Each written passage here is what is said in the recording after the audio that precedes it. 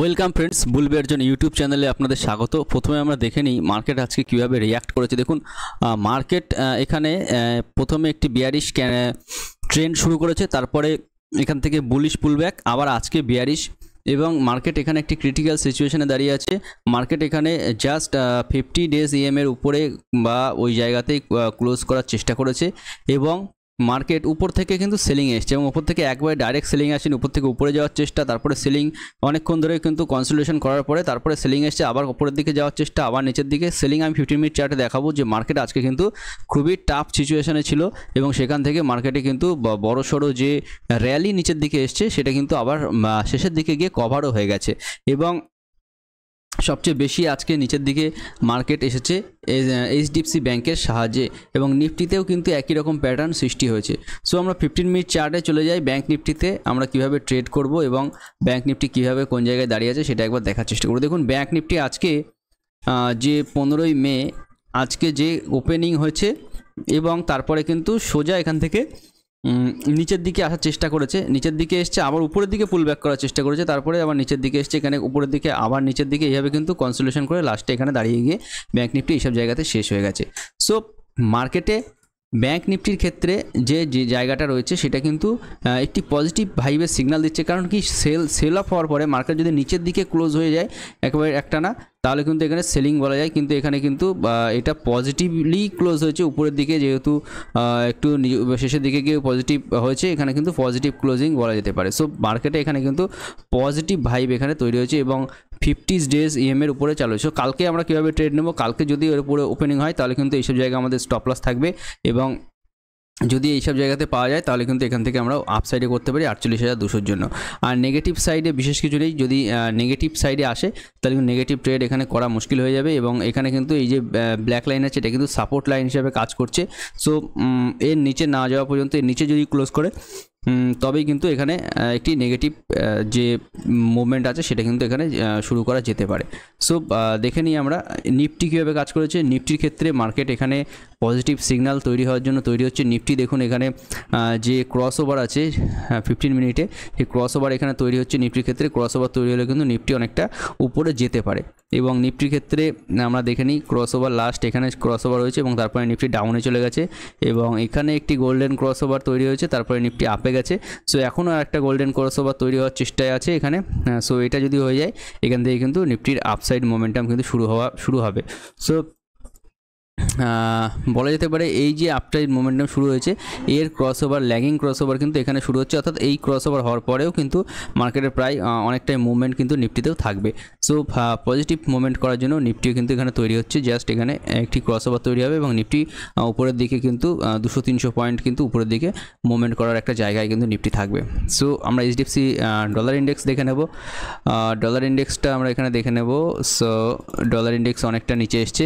So মার্কেটে এখন upside আসার সম্ভাবনা রয়েছে। ডলার ইন্ডেক্স যেহেতু অনেকটা নিচে এসছে, তো মার্কেট আপসাইড সম্ভাবনা রয়েছে, এবং ডলার ইন্ডেক্সের ক্ষেত্রে এখানে গোল্ডেন ক্রস আবার নেগেটিভ সাইডে তৈরি হতে পারে, এবং সেক্ষেত্রে মার্কেট আপসাইডে যাওয়ার যেতে পারে। সো আমরা দেখে নিই এখন বড় একটি ব্যাংক এইচডিএফসি ব্যাংক কীভাবে কাজ করেছে। So big bank, big weightage, so big weightage bank, আমি এখানে ড্রয়িংগুলো তৈরি করে দিই।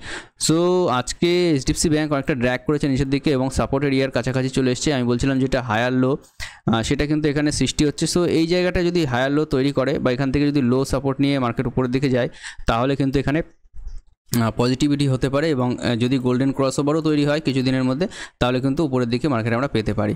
সো দেখা যাক সেটা কীরকমভাবে আসে। সেটা এইচডিএফসি ব্যাংকের ক্ষেত্রে কিন্তু মার্কেটের নেগেটিভ। আইসিআইসিআই ব্যাংকের ক্ষেত্রে মার্কেট ফুললি পজিটিভ। এসবিআইয়ের ক্ষেত্রে মার্কেট ডোজি তৈরি করেছে, এবং এই ডোজি উপরের দিকে যেহেতু তৈরি হয়েছে, সো এই ব্যাংকিং সেক্টরগুলোতে কিন্তু এখান থেকে ডাউন সাইডের ফ্লো আসতে পারে। এই যে এসবিআই ব্যাংকের এই যে লো আছে, এই চ্যানেল ব্রেক হওয়ার সঙ্গে সঙ্গে ডাউন সাইডে কিন্তু মোমেন্টাম আসতে পারে। So SBI bank, ICICI bank এগুলো যেহেতু উপরে আছে, এগুলোর ক্ষেত্রে কিন্তু মার্কেট নিচে আসার সম্ভাবনা রয়েছে। অ্যাক্সিস ব্যাংকের ক্ষেত্রে মার্কেট একটি কনসোলিডেশন এরিয়ার মধ্যে, কোটাক ব্যাংকের ক্ষেত্রেও কনসোলিডেশন এরিয়ার মধ্যে। পিএনবির ক্ষেত্রে ডাউন সাইড মোমেন্টাম রয়েছে, পিএনবি এখন কনসোলিডেশন এরিয়ার মধ্যে রয়েছে। সো যেহেতু ডাউনে এসছে কনসলিডেশন করছে, আবার ডাউনে যেতে পারে। সো পোল অ্যান্ড ফ্ল্যাগ প্যাটার্নের যেটা আছে সেটা কিন্তু রিভার্সলি শুরু হয়েছে নিচের দিকে, অর্থাৎ পোল অ্যান্ড ফ্ল্যাগ প্যাটার্ন যেটা হয় সেটা কিন্তু আপসাইডের জন্য, এবং রিভার্স যেটা হয় রিভার্স পোল অ্যান্ড ফ্ল্যাগ সেটা কিন্তু এখানে প্রায় তৈরি হচ্ছে। এখানে দেখুন, যদি এটাকে আমি একটা পোল ধরি এবং এটাকে যদি একটা ফ্ল্যাগ ধরি, তাহলে কিন্তু মার্কেট নিচের দিকে এই যে টার্গেটটা আছে এই টার্গেটটা নিচের দিকে করতে পারে। ব্যাঙ্ক নিফটির ক্ষেত্রেও সেম অ্যানালাইসিস কিন্তু হতে পারে। সো পিএসইউ ব্যাঙ্ক এখানে পজিটিভ, বিভিন্ন রকমের ব্যাঙ্ক এখানে পজিটিভ রয়েছে। সো আইটি ইন্ডেক্স এখানে নেগেটিভিটি আছে, এবং ডিজিআই ইন্ডেক্স এখানে পজিটিভলি ওপেন হয়েছে, পজিটিভলি করছে। ডিজিআই ইন্ডেক্স পজিটিভলি ওপরের দিকে গেছে। ডিজিআই এখানে ডবল টপ সিনারিও টাইপের তৈরি করতে পারে, অথবা যে ব্রেকআউট আছে এখান থেকে সেই ব্রেকআউটটা উপরের দিকে কিন্তু দিতে পারে যদি ডিজিআই ইন্ডেক্স এর উপরে কনসলিডেশন করে। সো এর উপরে কনসলিডেশন করলে ডিজিআই ইন্ডেক্সের আপসাইডে যে 44,000 টার্গেট আছে সেটা কিন্তু ডিজিআই ইন্ডেক্স এখানে মেনটেন করতে পারে, অথবা এই ধরনের যে ডবল টপ বা ডবল ব্রেকআউটের ক্ষেত্রে যেটা হয় সেটা কিন্তু এখানে আপনার যে সিনারিও আছে এখান থেকে কিন্তু ডবল টপ তৈরি করে, এবং সেটা যদি তৈরি করে তাহলে কিন্তু বড়সড় ব্রেক ডাউন হতে পারে নিচের দিকে, এবং সেটা যদি হয় তাহলে কিন্তু মার্কেটের ক্ষেত্রে আমরা বড়সড় ব্রেক ডাউন পেতে পারি। ডিজিআই ইন্ডেক্সটা আমরা একবার ফুললি দেখে নেবো অনেক দিনের লং টার্মের ইন্ডেক্সে কীভাবে চলাচল করেছে। দেখুন এখান থেকে একটি মোমেন্টাম ক্রিয়েট করেছে এখানে লাস্ট 2021 সালে, তারপরে এখানে ব্রেকআউট দিয়েছে, কনসলিডেশন করেছে। সো ব্রেকআউট দিয়েছে, কনসলিডেশন করেছে এবং আপসাইডে যাওয়ার চেষ্টা করছে। যদি এখানে বড়সড় মার্কেটে টার্ময়েল না হয়, যদি বড়সড় টার্ময়েল না হয় তাহলে কিন্তু এটি এখানে কিন্তু এখান থেকে কনসলিডেশন করে মার্কেট আপসাইডের জন্যই রয়েছে, অর্থাৎ যেটা এখনও পর্যন্ত রয়েছে এটাই কিন্তু মার্কেটের সবচেয়ে হাইয়েস্ট সিচুয়েশান। এরপরে কিন্তু মার্কেট স্বাভাবিক হবে, এবং স্বাভাবিক হলে ডিজিআই ইন্ডেক্স কিন্তু 44,000 লেভেল পাস করতে পারে, এবং আমাদের ব্যাঙ্কিং ইন্ডেক্সও যেহেতু নিচের দিকে আছে সেও কিন্তু ধীরে ধীরে রিকভার করে আপসাইডে যেতে পারে। সো আমরা 5 জুন পর্যন্ত ওয়েট করব ইলেকশনের রেজাল্ট আসা পর্যন্ত, তারপরে কী হবে সেটা আমরা পরবর্তীতে দেখে নেব। S&P 500 ন্যাসডাক এরা সেম টু সেম একই রকমভাবে উপরে গেছে, কনসলিডেশন করছে, আবার উপরে যাচ্ছে। সো এটি একটু গুড একটি গুড বিহেভিয়ার মার্কেটের, যেটা আমেরিকান মার্কেট থেকে আমরা পাচ্ছি, যে অনেক দিন কনসলিডেশন করার পরে উপরে যাচ্ছে। কিন্তু ইন্ডিয়ান মার্কেটের ক্ষেত্রে কিন্তু কনসলিডেশন লেভেল কম এবং মার্কেট অনেকটা উপরে গেছে। সো দেখা যাক সেখান থেকে কী হয়। হ্যাংসেং মার্কেট নিচে পড়ে আছে, হ্যাংসেং মার্কেটে বাইং জোনে আছে।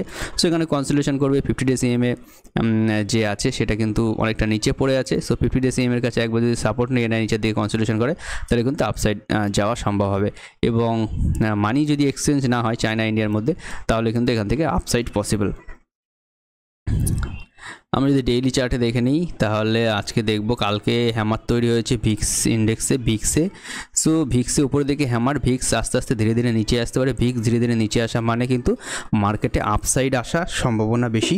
সো আপসাইড আসতে পারে আগামী কিছুদিন পর্যন্ত, তার পরবর্তীতে আবার সেখান থেকে 16 লেভেলের কাছে এখানে একটি সাপোর্ট জোন আছে ভিক্সের ক্ষেত্রে। সো এই 16 লেভেলের কাছে সাপোর্ট জোন আছে, এই লেভেলের কাছে ভিক্স নিচে আসবে, মার্কেট উপরে যাবে, তারপরে কিন্তু ভিক্স আবার এখান থেকে বাড়তে পারে মার্কেটের ইলেকশন রেজাল্টের আশেপাশে। সো এটাই ছিল আজকের অ্যানালাইসিস। Thank you friends.